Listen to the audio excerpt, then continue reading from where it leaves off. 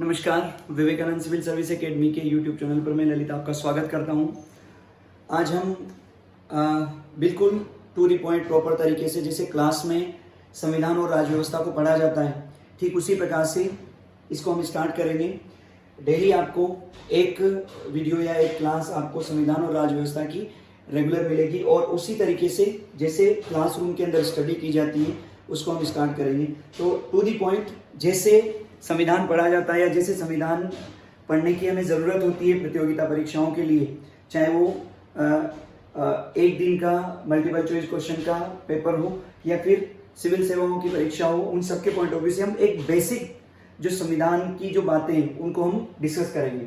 तो सबसे पहला जो हमारा टॉपिक है जहाँ से शुरुआत होती है वो है ऐतिहासिक पृष्ठभूमि या हिस्टोरिकल बैकग्राउंड, कि जो हमारा जो पूरा संविधान है उसका हिस्टोरिकल बैकग्राउंड क्या है, उसकी ऐतिहासिक पृष्ठभूमि क्या है, वो हम लोग डिस्कस करने जा रहे हैं। यानी संविधान का निर्माण कैसे हुआ, संविधान सभा भले 1946 में कैबिनेट मिशन के तहत उसका गठन हुआ, लेकिन उससे पहले ऐसे बहुत सारे क्रियाकलाप, ऐसी बहुत सारी चीजें हमारे देश में हुई थी जिन्होंने संविधान निर्माण में एक बहुत बड़ा योगदान दिया था। तो उसको हम लोग डिस्कस करने जा रहे हैं।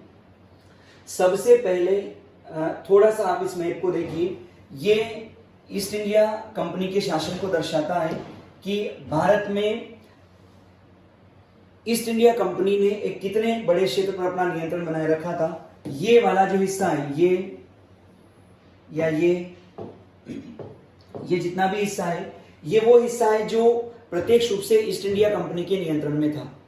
ठीक है, यानी यहां पर नियम कानून बनाने का जो कार्य थी वो ईस्ट इंडिया कंपनी कर रही थी, और इस क्षेत्र में जो नियम कानून बने, इस क्षेत्र के संचालन के लिए जो क्रियाकलाप संपन्न किए गए, उनका ही आगे चलकर हमारे संविधान पर गहरा प्रभाव पड़ा और बहुत सारी चीजों को हमने कुछ परिवर्तनों के साथ अपनाया। इसलिए हम इस हिस्टोरिकल बैकग्राउंड को डिस्कस करते हैं। यहाँ आप केवल इसको पॉलिटी के पॉइंट ऑफ व्यू से नहीं देखेंगे, आप यहाँ ये भी देखिएगा कि अगर आप इतिहास के विद्यार्थी के रूप में इसको पढ़ते हैं तो उसमें आपको ये पता होना चाहिए कि कौन कौन से नियम कानून बनाए गए। ठीक है, 1857 के रिवोल्ट से पहले क्या परिस्थितियां निर्मित हुई, 1857 का जो रिवोल्ट हुआ उसके बाद क्या क्या चीजें हमारे यहाँ बदली, वो हम डिस्कस करेंगे। चलिए तो स्टार्ट करते हैं। सबसे पहला जो है वो है रेगुलेटिंग एक्ट, यानी ईस्ट इंडिया कंपनी के शासन के दौरान पहला जो व्यवस्थित प्रयास किया गया था वो था रेगुलेटिंग एक्ट 1773। ठीक है, और इस रेगुलेटिंग एक्ट की कमियों को पूरा करने के लिए पिट्स इंडिया एक्ट 1784 या 1784 बनाया गया। ठीक है, यानी ये दोनों एक दूसरे से जुड़े हुए हैं। ये बात सही है कि इन दोनों के आने में लगभग 10 से 11 वर्षों का अंतर है, लेकिन दोनों आपस में कनेक्टेड है, इसलिए हम इसको एक टेबल के फॉर्म में डिस्कस कर रहे हैं। देखिए, रेगुलेटिंग एक्ट की पृष्ठभूमि क्या थी। ईस्ट इंडिया कंपनी का बहुत अच्छा खासा व्यापार भारत में चल रहा था, बावजूद उसके कंपनी के द्वारा एक फाइल लगाई गई ब्रिटेन के राजस्व विभाग में कि हमें कर्ज चाहिए।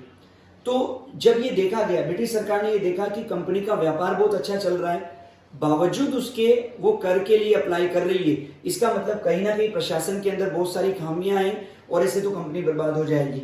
ये देखा गया है, चाहे वो वर्तमान समय की व्यवस्था हो या इससे पहले की हो, कि ऐसी कोई कंपनी या ऐसी कोई एंटिटी जिससे बड़ी संख्या में लोग जुड़े हुए हैं, आपके देश के का गौरव जुड़ा हुआ है, तो अगर उसके अंदर कुछ गलतियां होती, कुछ कमियां होती है, कुछ गड़बड़ियां होती है, तो सरकार डायरेक्ट उसमें हस्तक्षेप करती है, इंटरफेयर करना शुरू करती है।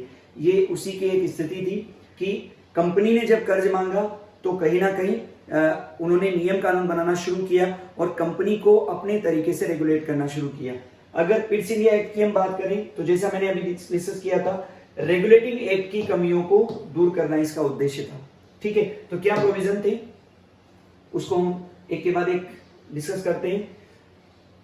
सबसे पहली बात कि जो रेगुलेटिंग एक्ट था वो प्रथम प्रयास था जिसके तहत वैधानिक रूप से कंपनी को नियंत्रित करने का प्रयास किया गया, जो अभी मैंने बात की थी। अगर आप पिट्स इंडिया एक्ट को देखेंगे तो कंपनी के राजनीतिक एवं व्यापारिक कार्य को अलग अलग कर दिया गया, यानी कंपनी के जो राजनीतिक क्रियाकलाप थे और जो व्यापारिक क्रियाकलाप थे वो क्या हो गए, अलग अलग हो गए। और इसी को भारत में द्वैध शासन, डायरकी कहा गया।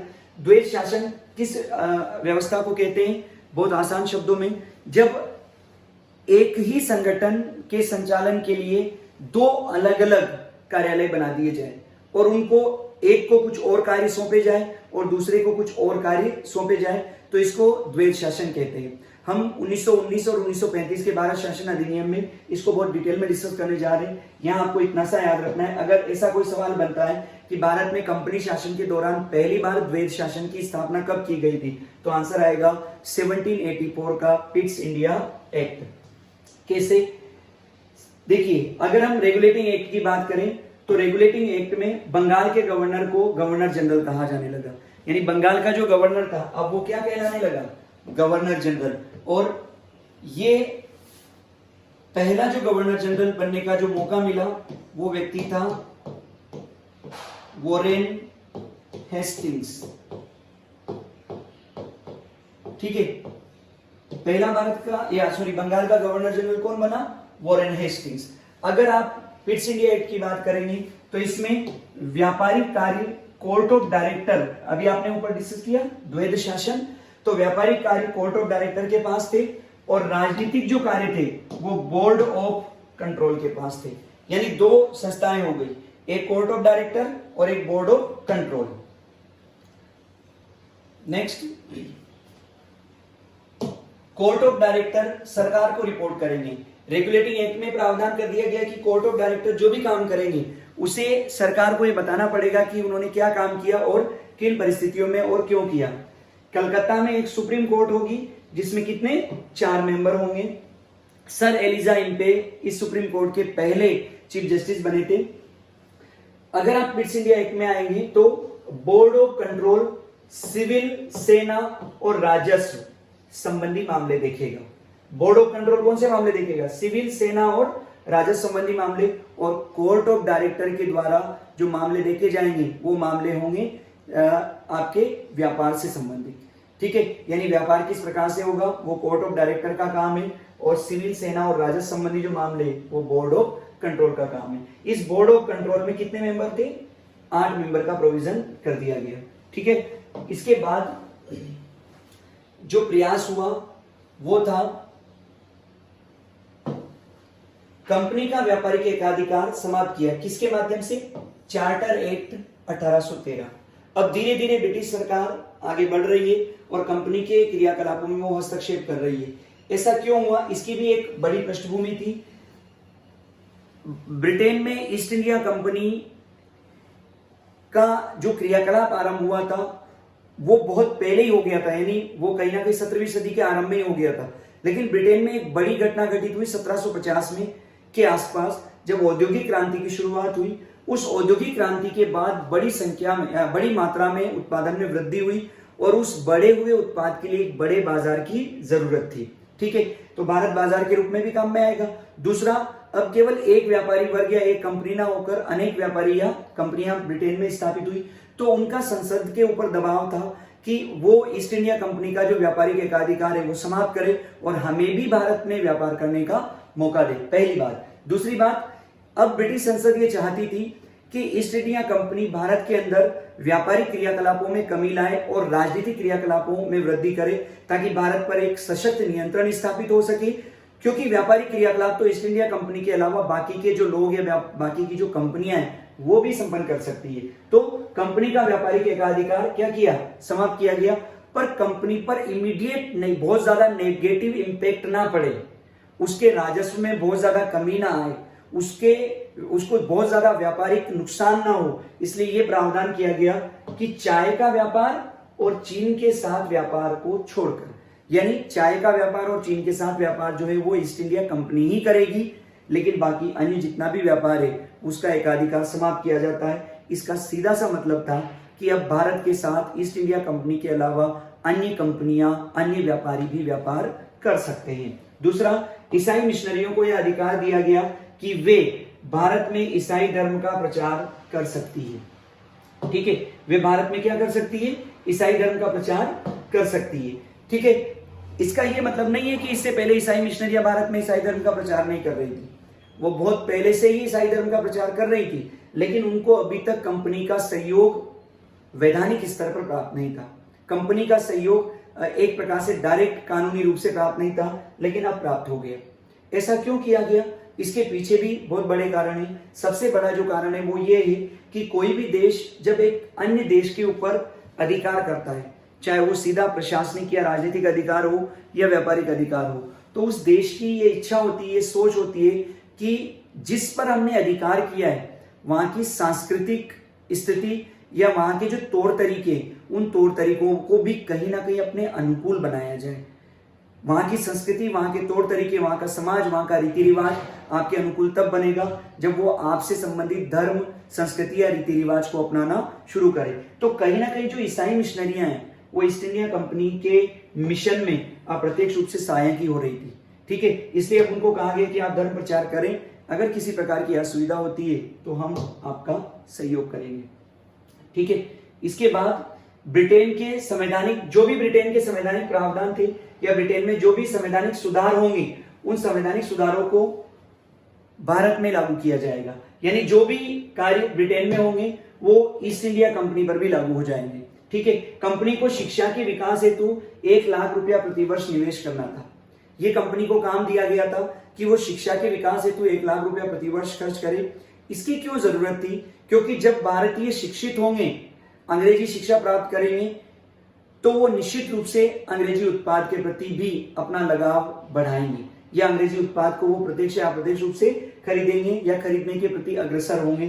तो शिक्षा के विकास पर बल दिया गया, पर यह न्यूनतम राशि भी खर्च नहीं हो पाई थी। स्थानीय सरकार को अधिकार दिया गया कि वह व्यक्ति पर आयकर लगा सकती है। जो लोकल गवर्नमेंट है उसको यह अधिकार था कि वो व्यक्ति पर क्या लगाए? आयकर लगाए। इससे पहले ऐसी कोई व्यवस्था नहीं थी। चलिए नेक्स्ट जो बड़ा परिवर्तन हुआ वो हुआ चार्टर एक्ट 1833 के तहत। क्या परिवर्तन हुआ? सबसे पहली बात, बंगाल का गवर्नर जनरल भारत का गवर्नर जनरल कहा जाने लगा। ठीक है, रेगुलेटिंग एक्ट के तहत बंगाल के गवर्नर जनरल को गवर्नर से गवर्नर जनरल कहा जाने लगा और यहां प्रावधान किया गया कि बंगाल का गवर्नर जनरल क्या हो गया? भारत का गवर्नर जनरल हो गया। और ये जो पहला भारत का गवर्नर जनरल बना उस व्यक्ति का नाम था लॉर्ड विलियम बेंटिक। ठीक है, लॉर्ड विलियम बेंटिक भारत का पहला गवर्नर जनरल बना।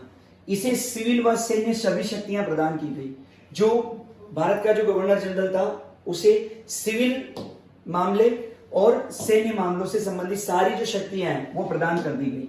यानी अब धीरे धीरे जो गवर्नर जनरल है वो पावरफुल होता जा रहा है। ठीक है, नेक्स्ट, प्रेसिडेंसियों से विधि बनाने की शक्ति छीन ली गई। थोड़ा सा आपको याद रखना है, भारत में उस समय 3 प्रेसिडेंसियां थी। सबसे पहली जो प्रेसिडेंसी थी उसका नाम है कलकत्ता। दूसरी जो प्रेसिडेंसी थी उसका नाम है बंबई और जो तीसरी प्रेसिडेंसी थी उसका नाम है मद्रास। ठीक है, ये 3 प्रेसिडेंसियां हैं, 3 प्रेसिडेंसी नगर थे।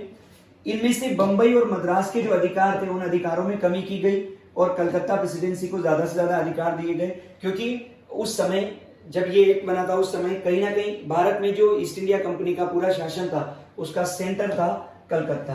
ठीक है, तो जो बाकी की जो 2 प्रेसिडेंसियां थी उनकी विधि बनाने के अधिकार समाप्त हो गए और ये जो विधि बनाने का अधिकार है वो गवर्नर जनरल और उसकी परिषद में निहित कर दिए गए। नेक्स्ट, कंपनी के व्यापारिक अधिकार को पूर्ण रूप से समाप्त कर दिया गया।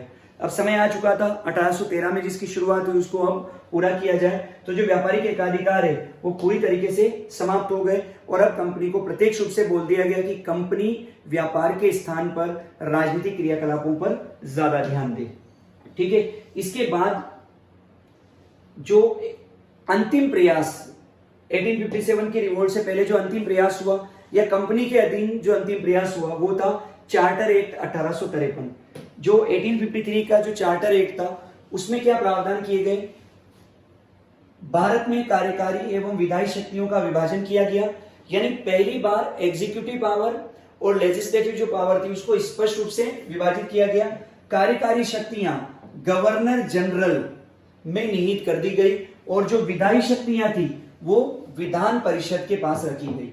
यानी अब एक विधान परिषद बनेगी जो विधायी शक्ति का कार्य देखेगी। अभी भी यही होता है, अगर हम भारत की वर्तमान भारत की बात करें तो राष्ट्रपति जो होता है वो कार्यकारी शक्तियों का प्रमुख होता है और संसद को विधायी शक्तियां प्राप्त, यानी जो विधि बनाने का जो अधिकार है वो किसके पास है? संसद के पास है। ठीक है, नेक्स्ट, सिविल सेवाओं के लिए प्रतियोगिता परीक्षा का प्रावधान किया गया। भारत में सिविल सेवा एक बहुत बड़ा रोल प्ले करती थी और इससे पहले जो, हालांकि ये प्रतियोगिता परीक्षा अभी हो नहीं रही है, इसको लंबा समय लगने वाला है, ठीक है, लेकिन इससे पहले जो सिविल सेवा में जो लोग आ रहे थे वो अधिकांश वे लोग थे जो या तो बड़े अधिकारियों के बेटे थे या उनके सगे संबंधी थे, उनके रिलेटिव्स थे, या नेताओं या इनके रिलेटिव्स थे।